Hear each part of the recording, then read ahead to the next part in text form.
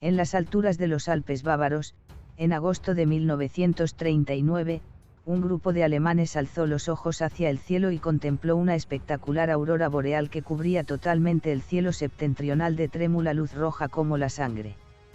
Uno de los espectadores escribió en sus memorias que, el último acto de Götterdämmerung no hubiera podido escenificarse con mayor efecto. Otro espectador, un meditabundo Adolf Hitler, comentó a un ayudante: parece mucha sangre. Esta vez no lo conseguiremos sin violencia. Hitler, el autor y perpetrador de la catástrofe que se avecinaba, sabía muy bien lo que decía porque estaba a punto de desencadenar otro terrible conflicto, primero sobre Europa y luego sobre el mundo.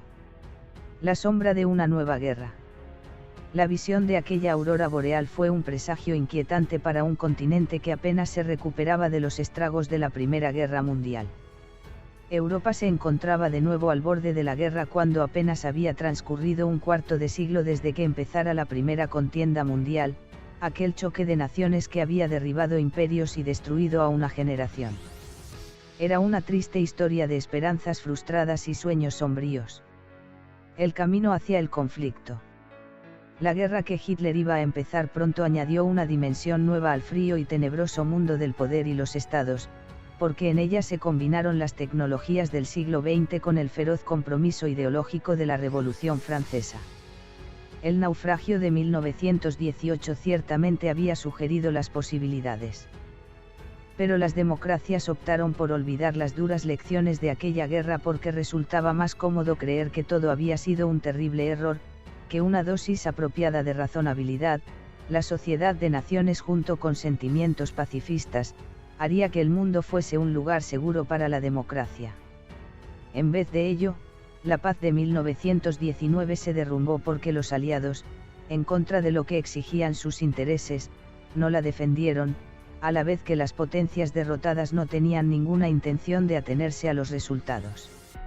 Estados Unidos, cansado de los problemas europeos, se replegó en el aislacionismo, y Gran Bretaña siguió su ejemplo en la medida en que los factores geográficos se lo permitían. Solo Francia, vulnerable por estar en la Europa continental, intentó mantener la paz. La humillación del Tratado de Versalles.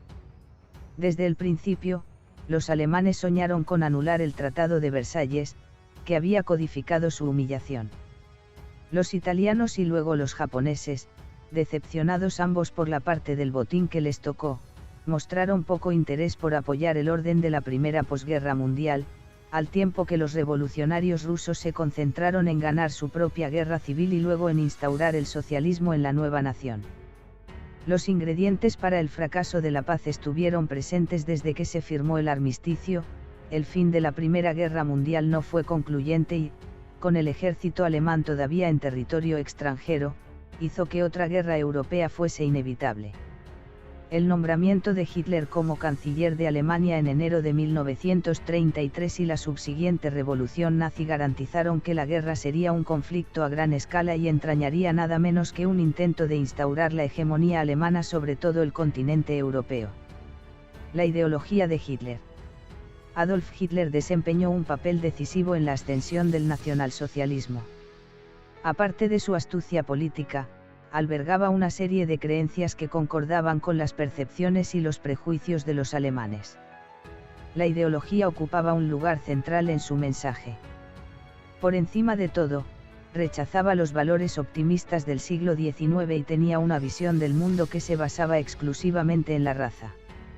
A un lado estaban los arios, cuyos mejores representantes eran los alemanes, los creadores de las grandes civilizaciones del pasado.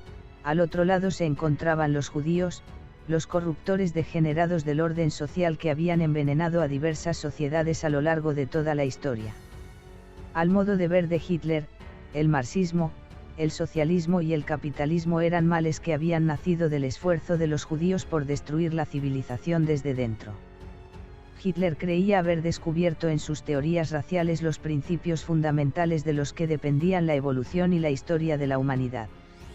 No tenía más pruebas que sustentaran su sistema de las que Marx, Engels y sus sucesores, Lenin y Stalin, tenían como base de sus ilusiones, pero las ideologías, al igual que las religiones, no se basan en hechos ni en la realidad, sino en creencias, esperanzas y temores. El espacio vital y la conquista. La evolución biológica del mundo, a que aspiraban los nazis, sumaba al antisemitismo a otras peculiaridades desagradables. Según Hitler, la falta de espacio vital, Lebensraum, frustraba el potencial de Alemania. Las grandes naciones requieren territorio para crecer en él. Por consiguiente, Alemania tendría o bien que apoderarse de la base económica y agrícola necesaria para su expansión o, en caso contrario, quedaría reducida a una potencia de tercera categoría. Los espacios abiertos de Rusia eran atractivos, en opinión de Hitler, los habitaban seres infrahumanos que no valían nada, a los que los alemanes podían esclavizar. La conquista alemana empezaría con la eliminación de las élites educadas de los países eslavos. Después, el resto de la población sería exterminado, expulsado o esclavizado como ilotas. En estas concepciones se basaba todo lo que Hitler y sus alemanes, así militares como civiles, harían durante los siguientes 5 años y medio de guerra. El éxito o el fracaso del programa de Hitler dependería de la implacabilidad con que actuasen los líderes y de la eficacia con que Hitler fundiera su feroz ideología con una estructura administrativa civil y una máquina militar capaz de convertir sus deseos en realidades. En ambas empresas su éxito fue mayor del que hubiera sido de desear. El rol de la ideología y la guerra. Entre algunos historiadores se ha puesto de moda sugerir que las contradicciones internas del nazismo hubiesen acabado provocando la caída del régimen. Estas opiniones son discutibles. Hay que reconocer que la dinámica interna y las presiones económicas empujaron al Tercer Reich a la guerra, pero decir eso no es más que subrayar que la guerra y la destrucción de otras naciones formaban parte de la ideología nazi. De haber ganado Hitler, su régimen ya había demostrado que podía encontrar y motivar a las personas que se necesitaban para que el sistema siguiera funcionando. La mayoría de los líderes y observadores no se percataron de la naturaleza demoníaca de la amenaza nazi. Lev Trotsky comentó despectivamente que el movimiento fascista era polvo humano, a la vez que Joseph Stalin arguyó que el fascismo representaba la última etapa del capitalismo.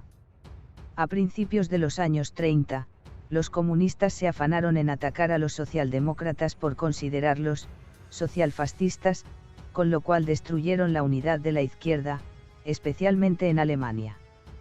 Los secuaces alemanes de Stalin eran tan enemigos de la República como los nazis, solo que menos hábiles. La diseminación del nazismo. Hubo, por supuesto, mucha gente que preparó el camino para el nazismo.